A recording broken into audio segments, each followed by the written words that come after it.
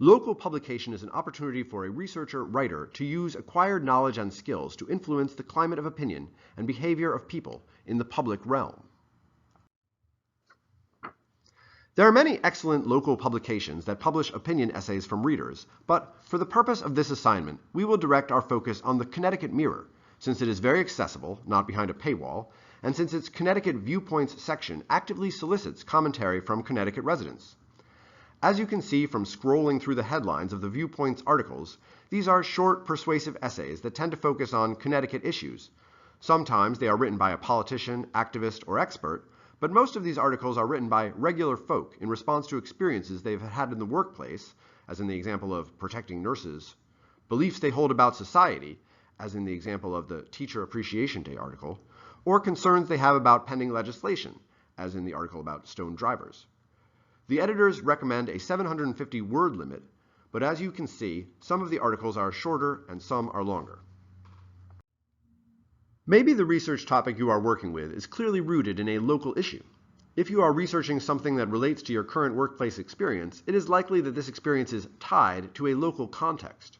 Some of you are writing about issues that you have observed at the hospital, school, or nonprofit organization where you work, and local publication can be a powerful tool for sharing these concerns with a wider audience and raising awareness about them.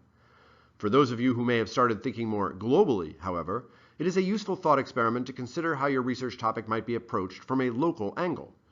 Try searching some of your keywords with the extra search term Connecticut to find examples of how your topic intersects with the political, social, and cultural scene here in your own backyard. You may be surprised to discover how many local connections there might be to a global research question. As you can see from reading some sample ViewPoints articles, these pieces tend to start by homing in on one very specific piece of local news, something a politician said, some recently released statistic, some proposed piece of legislation, and then using this instance as a springboard into their thesis.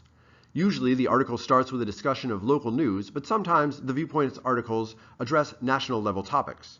The first step to writing your own viewpoint article is to figure out a way to tie your area of expertise, your research topic, to local news and/or current events.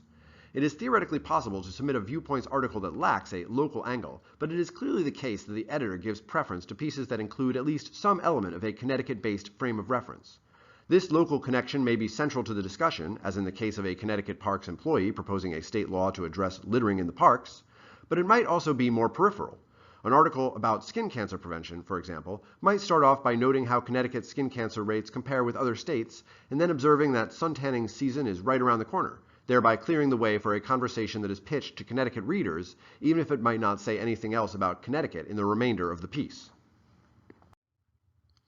Once you have introduced your topic, you can go on to explain what you want to say about it and why you want to say it. You might have heard before that persuasive techniques break down into three major categories: techniques that revolve around reason and evidence, logos, techniques that appeal to emotions, pathos, and techniques that rely on credibility and experience of the speaker, ethos. In the three sample ViewPoints articles, the one about stoned drivers uses evidence to make the case that Connecticut will have a stoned driving problem if it legalizes recreational marijuana. In the article about Teacher Appreciation Day, the author persuades us to appreciate teachers by using emotional language and evoking feelings of both gratitude and guilt.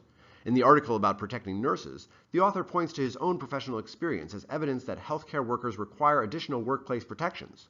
These techniques work most effectively in combination, and you will likely be able to find evidence of all three forms of persuasion in all three of these ViewPoints articles.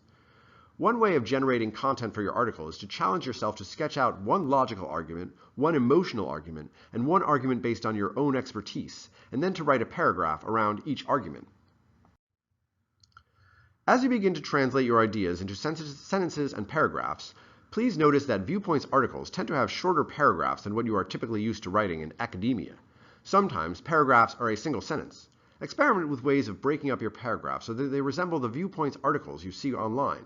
The more familiar your article looks to the editors, the more likely they are to publish it.